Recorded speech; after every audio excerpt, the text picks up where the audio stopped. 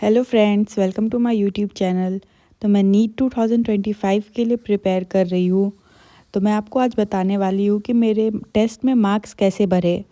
मुझे अब 598 मार्क्स आने लगे हैं।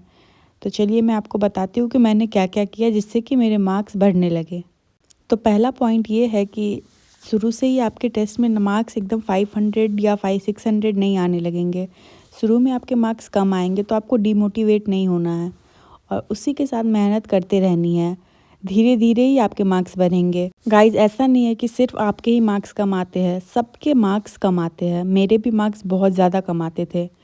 तो चलिए मैं आपको कुछ पॉइंट्स बताती हूँ जिसके कारण आपके मार्क्स इंक्रीज़ हो जाएंगे। सबसे पहला पॉइंट ये है कि हम जो टेस्ट देते हैं उससे एक दिन पहले या 2 दिन पहले अब टेस्ट की तैयारी स्टार्ट करते हैं। तो सबसे पहले आपको ये बंद करना पड़ेगा। सबसे पहला काम है कि आप अपने टेस्ट का सिलेबस 1 वीक या 2 वीक पहले लिख लीजिए और उसके बाद उस पूरे वीक उसकी थोड़ी थोड़ी प्रिपरेशन करिए। तभी आपका टेस्ट का टारगेट पूरा होगा और आप अच्छे से प्रिपेयर होकर अपना टेस्ट दे पाएंगे। जैसा कि आप देखिए, मैंने 14, 15, 16, 17 सबके लिए अपना रूटीन बना लिया है जनवरी का, जो कि मेरा एलएन का टेस्ट है। तो उसके लिए मैंने सारे के सारे चैप्टर्स लिख लिए हैं। मेरा 2 टेस्ट है 19 जनवरी को। तो आपको भी ऐसे ही अपना शेड्यूल बनाना पड़ेगा और अपने चैप्टर्स लिखने होंगे कि मुझे इस दिन ये चैप्टर कंप्लीट करना है और उस छोटे छोटे टारगेट्स को पूरा करते जाना है। तो आपको कॉन्फिडेंस भी आ जाएगा कि आपका तैयारी भी हो गया और टेस्ट में आप अच्छा परफॉर्म करेंगे। बायोलॉजी के लिए आप बार बार लेक्चर्स मत देखिए। आप सबसे पहले एनसीईआरटी पढ़िए और उसके बाद उसके क्वेश्चंस लगाइए। मैं भी पहले बहुत ज़्यादा ये गलती करती थी कि मैं बार बार लेक्चर्स, लॉन्ग लेक्चर्स, बैच के लेक्चर सब देखने लगती थी। आपको बस एक बार लेक्चर देखना है, उसके बाद एनसीईआरटी पढ़नी है। और अगर आपको माइंड मैप सीरीज़ के बारे में पता हो तो आप माइंड मैप सीरीज़ फॉलो कर लीजिए, जिससे आपको सारे चैप्टर को बस शॉर्ट में रिवाइज कराया जाता है। उससे आपको बहुत हेल्प होगी। तो देखिए, जैसे मेरे पास ये एनिमल किंगडम का नोट्स है जिसको मैंने शॉर्ट नोट्स के टाइप में बना लिया है। तो मैं जब भी टेस्ट होगा एनिमल किंगडम का तो मैं इसे ही पढ़ूंगी और ये अच्छे से हो जाता है। तुरंत ये चैप्टर ख़त्म हो जाता है। आप बार बार इस नोट्स को पढ़ेंगे। अपने बनाए हुए, दूसरे के नोट्स मत लीजिएगा यूज़। जो आपने खुद बनाए हैं नोट्स, बस उसी को यूज़ करिएगा। तो ये बायोलॉजी वाली बात दूसरा पॉइंट हो गया। तो चलिए मैं आपको तीसरा पॉइंट बताती हूँ। तो तीसरा पॉइंट ये है कि आप टेस्ट देने से कभी मत घबराइए। अगर आपका चैप्टर्स हुआ है या नहीं भी हुआ है, आपका थोड़ा अधूरा सिलेबस है, आप उसमें भी टेस्ट दे दीजिए। जो आपका सिलेबस बाकी हो उसकी तैयारी आप बाद में कर लीजिएगा, पर टेस्ट को मिस मत करना। तो चलिए मैं आपको अब फोर्थ पॉइंट बताती हूँ। तो फोर्थ पॉइंट ये है कि जिस भी चैप्टर का आप टेस्ट दे रहे हैं उस चैप्टर के थोड़े थोड़े क्वेश्चंस आप पहले ही लगा कर जाइए, तो आपको टेस्ट में वो न्यू नहीं लगेगा। और अगर आप डीपीपी है आपके पास तो वो भी आप लगा सकते हैं।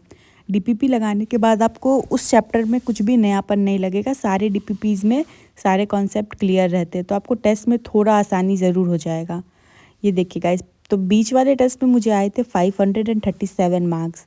तो इससे आपको थोड़ा बढ़ने में आपको मुश्किल आएगी, पर आप वो कर सकते हैं।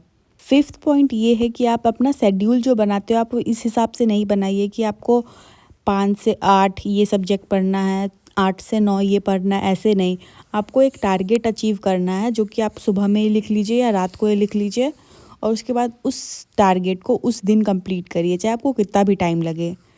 और टारगेट जो बनाना है वो आपको लॉजिकल टारगेट बनाना है। ऐसा नहीं कि आपने पूरा सिलेबस लिख दिया और आपको पूरा का पूरा कंप्लीट करना है, ऐसा सिलेबस नहीं। क्योंकि फिर आप उसे नहीं करेंगे तो फिर आपको डिमोटिवेशन होगा और फिर आप दूसरे दिन वो नहीं कर पाएंगे। सिक्स्थ और सबसे ज़्यादा इम्पॉर्टेंट पॉइंट ये है कि आप अलग अलग कोर्सेज़ में चले जाते हैं। कभी वन शॉट आ गया तो उसमें चला गए, कभी कोई सीरीज़ निकली तो उसमें चले गए। आपको ऐसा नहीं करना है। अगर आप बैच में पढ़ रहे हैं तो आप सिर्फ बैच में पढ़िए, और अगर आप वन शॉट पढ़ रहे हैं तो वन शॉट में ही पढ़िए। आपको बस एक टीचर को फॉलो करना है और सारे के सारे रिवीजन भी उनसे ही करने हैं। तो आप बार बार इधर उधर मत जाइए, तो आपका टाइम वेस्ट होगा, उसके अलावा आपको कुछ भी नहीं होने वाला। मैंने भी पिछले साल यही गलती की थी। और आपको अगर शॉर्ट नोट्स बनाने और दीवार पे चिपकाने हैं तो आप ऐसा कर सकते हैं, पर मुझे नहीं लगता इससे कोई फ़ायदा होता है। आपके पास एक शॉर्ट नोट्स होनी चाहिए। शॉर्ट नोट्स की बुक होनी चाहिए। जैसे कि कॉपी में आपने हर चैप्टर के थोड़े थोड़े शॉर्ट नोट्स बना लिए। मैम ने भी अभी तक लिख लिख कर रिवाइज़ नहीं किया, तो मैं कल से ही स्टार्ट करने वाली हूँ। फिज़िक्स में भी सारा का सारा लिख के फार्मूलाज़ याद करूँगी। मैंने भी अभी तक कुछ याद नहीं किया है। और मेरा तो ऑर्गेनिक आप लोग से भी ज़्यादा वीक है अभी, तो मैं ऑर्गेनिक पे ध्यान दूँगी और ऑर्गेनिक को बहुत अच्छे से करूँगी। ये देखिए गाइज़, अभी एमआर सर एसी सर्किट करवा रहे हैं, तो मैं उसे लाइव अटेंड कर रही हूँ। मैंने एमआर सर के सारे लेक्चर्स देखे हैं और मैं उसको ही फॉलो कर रही हूँ। तो अगर आपको वन शॉट से कंप्लीट करना है तो आप कर सकते हैं, पर मैंने अगर पूरे बैच को फॉलो किया तो मैं बैच को ही फॉलो करूँगी। मैंने सिर्फ फिजिक्स के लिए बैच को फॉलो किया है और सब सब्जेक्ट के लिए तो नहीं कर पाया। Thank you so much guys. Like share and subscribe अगर आपको अच्छी लगी वीडियो तो। बाय।